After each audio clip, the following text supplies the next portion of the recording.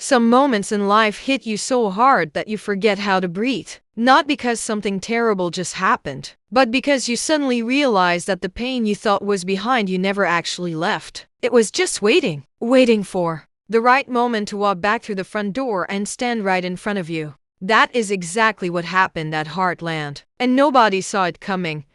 Amy Fleming has been through things that would break most people. She lost the love of her life. She raised a daughter on her own. She got back on her horse, literally and figuratively. And she kept going. The people of Heartland watched her fall apart and then watched her slowly, painfully put herself back together. It took years. It took tears that never seemed to stop. But she did it. And just when everyone around her let out a long breath and thought, okay, she is going to be all right, everything cracked open again. Because now Amy is engaged. And the moment that news spread across Heartland, not everyone smiled. One person, someone who had been gone for a long time, someone who carried a version of Ty Borden inside his chest like a wound that never fully healed, came back. And he had questions, hard ones. The kind of questions that nobody else in Amy's life had the courage to ask out loud. His name is Nathan. And the one thing he said to Amy near those stables, in the quiet of an evening that should have been peaceful, changed everything. He looked at her and he said, "Why are you marrying Ty again?" To understand why those words hit Amy like a punch to the chest, you have to understand where she has been. You have to go back. Not all the way, just far enough to feel the weight of everything she has carried.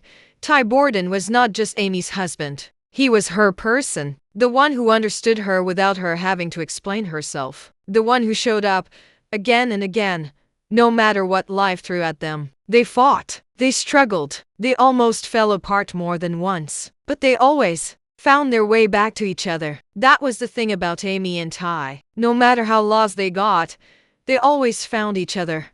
And then he was gone. The way grief works on a person is strange. It does not arrive all at once and leave cleanly. It comes in waves. Some days you are fine. You laugh at something. You feel the sun on your face. You think, I can do this. And then other days it crashes into you from out of nowhere and you're back at the beginning, feeling everything as fresh and sharp as the very first day. Amy lived inside that cycle for a long time. The people around her, Jack, Lou, her daughter, Lindy, they all watched and they all helped the best they could. But grief like that is deeply personal. Nobody can carry it for you. What Amy did slowly over time was find a way to keep living. She poured herself into her work with horses. She focused on being a mother. She let the land of Heartland hold her the way it always had. And somewhere in all of that, without even fully realizing it, she started to heal. Not completely. You do not completely heal from losing someone like Ty, but enough. Enough to breathe again. Enough to smile and mean it. When season 20 opens, and we see Amy with a new lightness about her, it feels earned. She has done the hard work. She has sat in the dark long enough. And when news begins to spread that Amy is seeing someone, that there is a man in her life who makes her happy, the people who love her want to feel relieved. They want to celebrate, because she deserves good things. She has always deserved good things. But here is where it gets complicated. Because the man Amy has chosen, the man she has said yes to, the man she is now planning to build a future with, feels familiar in a way that is hard to explain. Not familiar like a stranger you think you have seen before. Familiar like a reflection. Like someone looked at everything Ty was and tried to find it again in a different person. Same quiet strength. Same gentle hands with animals. Same way of standing next to Amy like he was made to be exactly there. And most people around Amy either do not notice it or they choose not to say anything. Because who would? Who is going to look at a woman who survived what Amy survived and tell her that maybe the love she has found is not really new love at all? Nobody wants to be that person. Nobody has the nerve. There is a specific kind of person that only shows up in your life during the hardest chapters. Not family. Not a childhood friend. Something different. Someone who stood next to you in the middle of the storm, not because they had to, but because they chose to. Someone who knows a version of you that the rest of the world never got to see. Ty Borden had someone like that. And for a long time, Heartland forgot he existed, Nathan did not grow up on a ranch. He did not come from a world of wide open skies and horses and the kind of land that gets into your blood and never leaves. He came from somewhere harder than that. A childhood that did not give much and took plenty. The kind of background that either breaks a person or sharpens them into something quiet and strong. In Nathan's case, it did the second thing. He came out of it with steady hands, a mind that did not panic easily, and a loyalty to the people he chose that ran so deep it was almost painful. He met Ty the way most important people meet each other. Not at the right time, not under perfect circumstances. They met when both of them were figuring out who they were and what kind of men they wanted to be. And something clicked. Not instantly. It was not one of those friendships that announces itself. It built slowly, the way good things usually do, through shared work and long silences and the kind of conversations that only happen late at night when the world gets quiet enough for honesty. Nathan knew things about Ty that Amy never knew. Not secrets exactly, more like textures. The way Ty got frustrated when he felt helpless. The specific look on his face when he was proud of something but did not want to make a big deal out of it. The way he talked about Amy, even in the early days, like she was something he could not quite believe was real. Nathan watched his friend fall completely in love, and he understood even then that what Ty had with Amy was not ordinary. It was the kind of thing most people spend their whole lives looking for and never find. When Ty died, Nathan disappeared. Not because he did not care, because he cared too much and did not know what to do with it. Grief does strange things to people, and for Nathan it closed something off inside him. He could not go to Heartland. He could not stand in the place where Ty had lived and breathed and built his life and pretend to be okay. So he left. He kept moving. He buried himself in work and distance and the business of simply getting through each day without falling apart. Years passed, and Nathan carried Ty with him the whole time. Not in a heavy, dramatic way, just quietly. The way you carry someone who mattered. A thought here, a memory there, the echo of a laugh at the wrong moment. The habit of wanting to call someone who is no longer there to pick up the phone.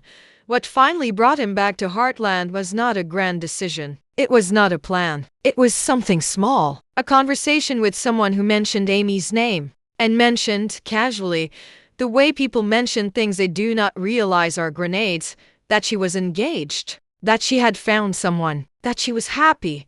And Nathan felt something shift inside him that he could not name right away. It was not jealousy. Let that be very clear because it is important. Nathan had no romantic feelings for Amy. What he felt was something older and more complicated than that. It was protectiveness. It was the particular ache of someone who loved a person who is gone and cannot stand the idea of that person being forgotten. It was the fear that Ty's absence was being filled rather than honored, that the space he left behind was being painted over rather than preserved. So Nathan came back. He drove those long familiar roads with his hands tight on the wheel and his jaw set in something restless moving around in his chest. He told himself he just wanted to see the place. He told himself he was not going to say anything. He told himself he could show up, spend a few days, and leave without making it complicated.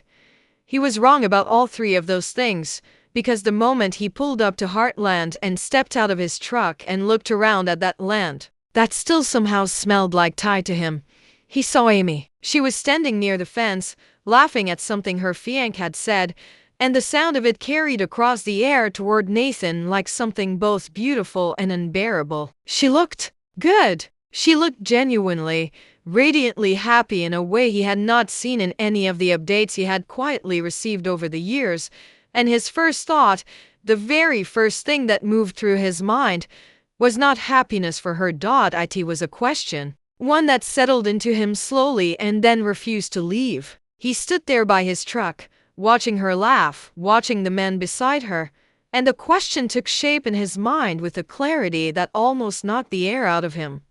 Why does he look so much like Ty? That was the moment everything changed. Not the confrontation, not the words near the stables. This moment, this quiet, private, gut punch of a realization that hit Nathan before he had even said hello to anyone. Because once he saw it, he could not unsee it. The way her fiancé moved, the way he held himself around the horses, The way he looked at Amy with that particular kind of careful, devoted attention. It was not identical, but it was close enough to make Nathan's chest feel tight in a way that had nothing to do with the drive and everything to do with the ghost he suddenly felt standing right there in the middle of Heartland in broad daylight. Nathan picked up his bag. He walked toward the house. He smiled when Amy turned and saw him and ran over with genuine warmth because she had always liked Nathan, always trusted him, always associated him with the best parts of the life she and Ty had shared. And he hugged her back and said the right things and smiled the right smiles, but inside, the question was already growing, already taking up space, already becoming something he was not going to be able to hold quietly for very long. There is something uniquely exhausting about knowing something that nobody around you wants to know. You sit at the dinner table and you pass the food and you laugh at the right moments and you answer questions about where you have been and what you have been doing. And the whole time there is this thing sitting inside your chest like a stone. Heavy, unmovable, getting heavier with every hour that passes. Nathan knew that feeling well by the end of his first full day back at Heartland. He had arrived thinking he could contain what he felt. He had arrived thinking he was in control of himself. Heartland had other plans. The first dinner was the hardest and the easiest at the same time. Hard because Nathan had to sit across the table from Amy and her fiancé and perform normalcy. Easy because there was so much noise, so much warmth, so many people talking over each other the way families do, that he could mostly stay inside his own head without anyone noticing. He watched. That was mostly what he did that first evening. He watched the way Amy leaned slightly toward her fiancé when she laughed. He watched the way her fiancé automatically refilled her glass without her asking. He watched Lindy, Amy, and Ty's daughter interact with this new man in her mother's life, and he felt something complicated move through him when he saw how comfortable she seemed. How natural. Like the edges had already softened. Like the adjustment had already happened. He watched Jack too. Old Jack Bartlett, who had seen more of life than most people twice his age, who carried Heartland in his bones the way some people carry religion. Jack caught Nathan's eye once across the table. Just once. And in that single look was an entire conversation that neither of them spoke out loud. Jack knew. Of course Jack knew. Jack always knew. The look he gave Nathan was not unkind, but it was very clear. It said, tread carefully. It said, this is not your call to make. It said, she has been through enough and she deserves peace. So whatever you are thinking, think twice before you let it out into the world. Nathan looked away first. He picked up his fork and he ate his food and he said something complimentary about the meal, and the moment passed. But the stone in his chest got a little heavier. The second day brought smaller moments that somehow hurt more than the big ones. Nathan was up early, the way he always was, the way Ty had always been too, and he walked out toward the stables before the rest of the house was moving. He stood in the cool morning air and he let himself just be there for a minute, remembering. Ty had loved early mornings at Heartland. He used to say the ranch felt most like itself before the day got loud. Nathan had heard him say that so many times it had become part of his own internal vocabulary. A thought he had borrowed from his friend and kept without realizing it. He was standing there in that early quiet when he heard footsteps behind him and turned to find Amy's fiancé walking out with 2 cups of coffee. The man offered one too. Nathan with an easy, open smile. No awkwardness, no performance, just genuine, uncomplicated friendliness. And Nathan took the cup and said thank you, and they stood together for a moment looking out at the horses moving slowly in the early light, and that was the moment Nathan understood what made everything so difficult. Because the man was not a villain. That would have been easier. If he had been cold or arrogant or careless with Amy's feelings, Nathan would have known exactly what to do with what he was feeling. But he was none of those things. He was kind. He was present. He clearly loved Amy in a real and grounded way. And still, standing next to him in the quiet of the morning, Nathan felt the wrongness of something he could not fully articulate. Not wrongness in the man himself. Wrongness in the shape of the whole thing. The way it rhymed too closely with something that was supposed to be irreplaceable. The horses shifted in the paddock and Nathan wrapped both hands around the warm cup.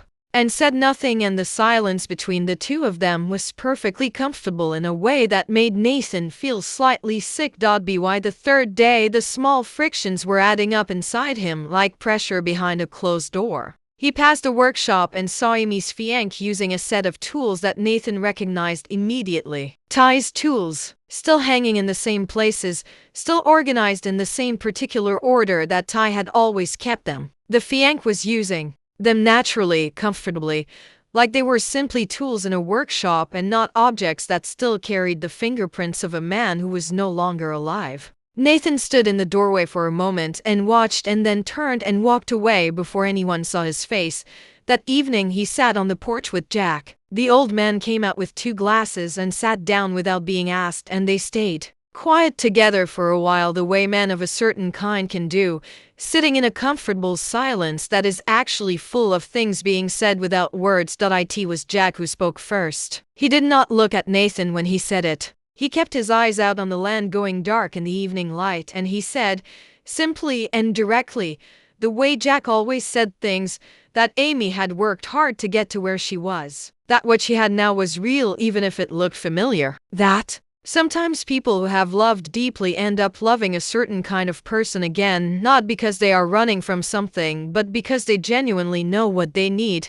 Nathan listened to all of it. He respected Jack more than almost anyone still living. He heard every word, and when Jack was finished, Nathan nodded slowly and said that he understood. And he meant it in the way that you can mean something and still feel something completely different underneath it. Because understanding something in your mind and making peace with it in your chest are 2 entirely separate experiences, and Nathan had only managed the first one. Jack looked at him then, really looked at him, and he said, "Let it go, Nathan." He said it quietly, almost gently, but with the particular weight that Jack Bartlett put behind words when he was not making a suggestion but issuing something closer to a warning.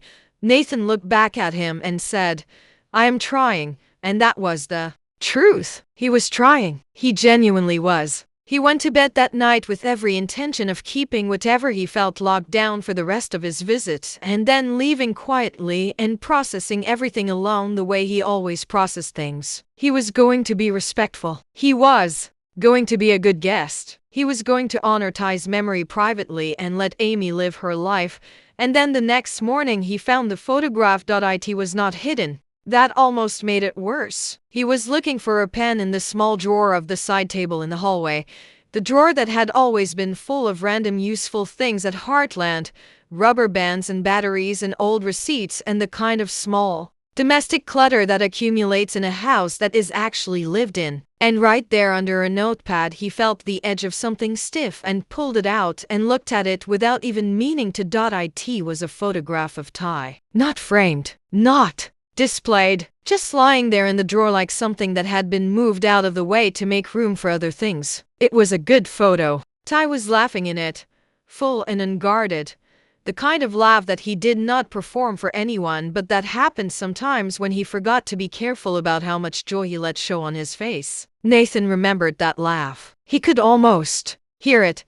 He stood in that hallway for a long time with the photograph in his hand, long enough for the light through the window to shift, and everything he had been holding back since the moment he pulled up to Heartland in his truck began to move through him in a way he no longer had the energy to stop. Amy was alone near the stables when Nathan found her. That was the thing about Heartland. It had a way of arranging moments like it knew they needed to happen. Like the land itself understood that certain conversations had been building for too long and needed somewhere quiet and honest to finally land. The evening light was doing that thing it does in open country where everything turns gold and soft and the whole world looks gentler than it actually is. Amy had her back to him when he walked up. She was running her hand along the neck of one of the horses, her head slightly tilted, her shoulders relaxed in the particular way they only got when she was near animals. She looked peaceful. She looked like someone who had finally, genuinely, arrived somewhere safe inside herself.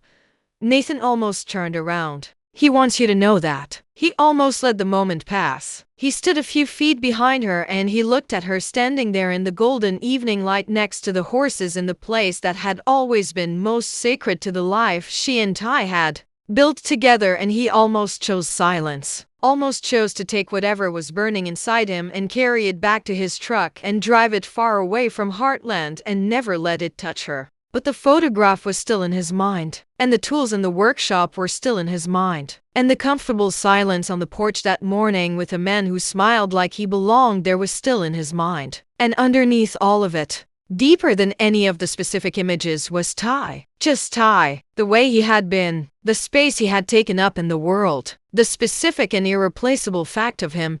Amy heard his footsteps and turned and smiled. A real smile, warm and easy. She said something light about him being up late, and Nathan made some small reply, and then they stood together for a moment looking at the horse, and everything felt almost normal, almost fine.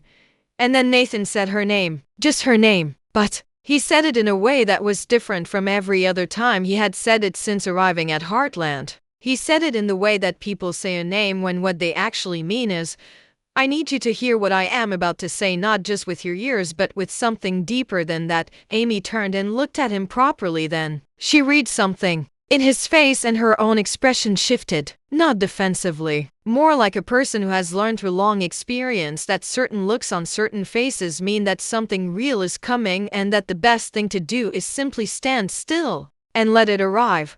Nathan did not plan the words. That is important. He had not rehearsed this. He had not sat up the night before composing a speech. What came out of him came out the way things come out when a person has been holding them for too long and the container finally gives. He told her that he was happy for her. He said it first because it was true and he needed her to know it was true before anything else. He said that watching her be okay, watching her have light back in her face, that mattered to him more than she probably knew.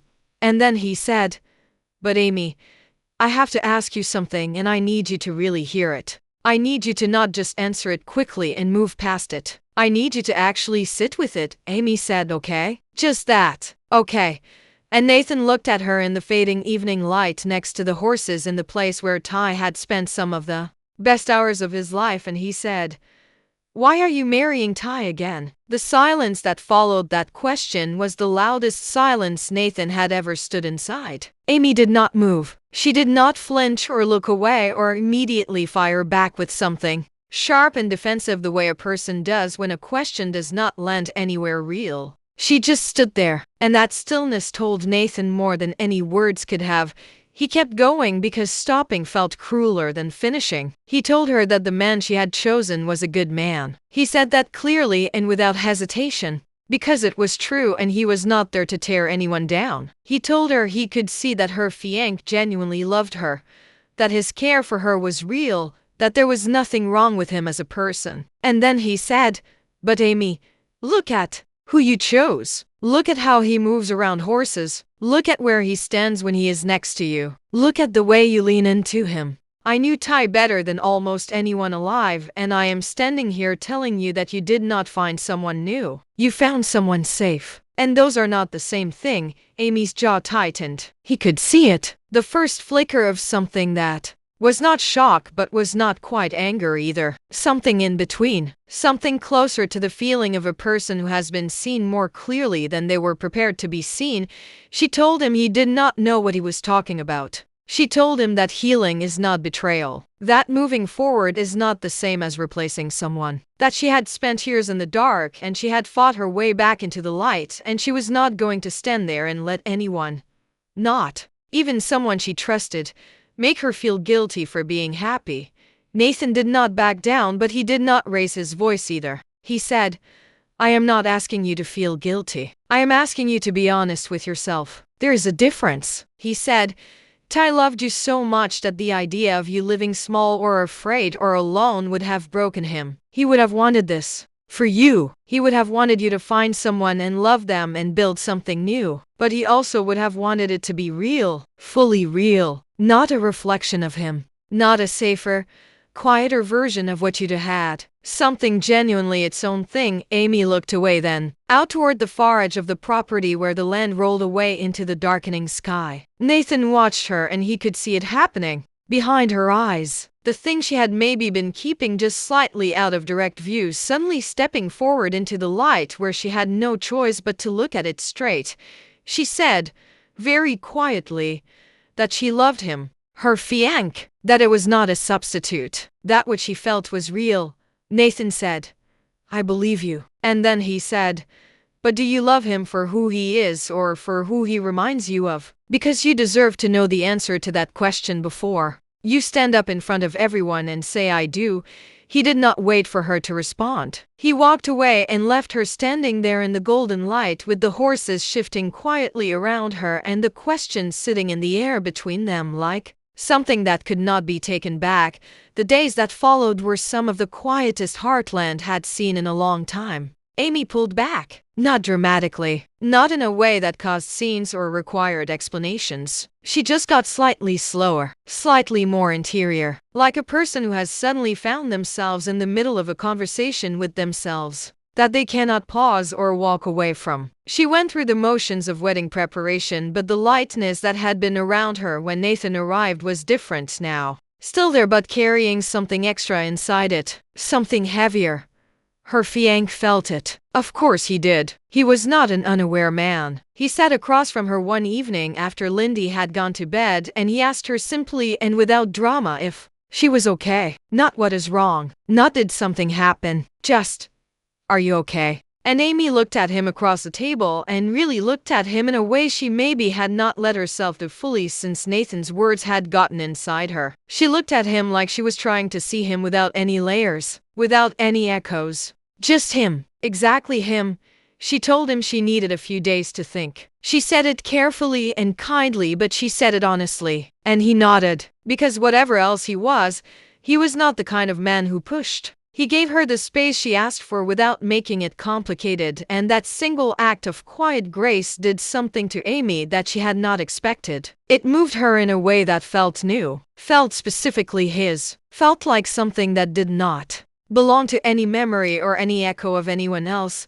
Lou came and sat with Amy one afternoon and did what Lou always does, which is say the thing directly that everyone else is dancing around. She told Amy that Nathan meant well, but that Nathan was also still grieving in ways he probably had not fully admitted to himself. That sometimes grief makes people protective of the past in ways that are more about their own pain than about the truth of someone else's situation. She told Amy that only she knew what was real inside her own heart, and that she should not let anyone, no matter how much they loved Ty, make that decision for her. Jack said less. Jack sat with Amy on the porch the way he had sat with Nathan days before, and he said almost nothing for a long time. And then he said that Ty would have liked her fiancé. He said it plainly, like a simple fact. He said that the man reminded him a little of Ty in the good ways, but that he was also clearly his own person, and that Amy had always had good judgment about people and he trusted her judgment now. Nathan, for his part, went to the place he always went when he had too much inside him.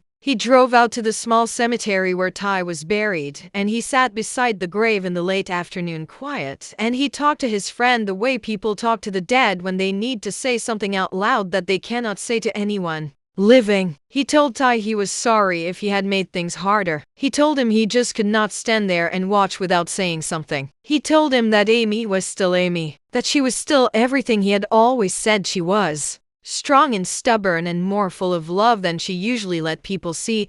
And then Nathan said the thing he had really come there to say. He said, "I just needed to know she was choosing her life and not just choosing you again from a safe distance. I needed to know she was really there, really present, not just holding on to something that belonged to us and not to her future." The wind moved through the grass around the grave, and Nathan sat quietly for a while, and then he stood and he put his hand briefly on the stone the way you do when words feel insufficient, and he walked back to his truck. He left Heartland the next morning before most of the house was awake. He left a short note for Amy. It said only that she was one of the strongest people he had ever known, and that whatever she decided, he hoped it came from the truest part of herself. He signed it with just his name. Amy read the note standing in the kitchen with her coffee going cold beside her. She read it twice, and then she folded it carefully and held it in both hands for a moment and looked out the window at the ranch coming alive in the early morning light.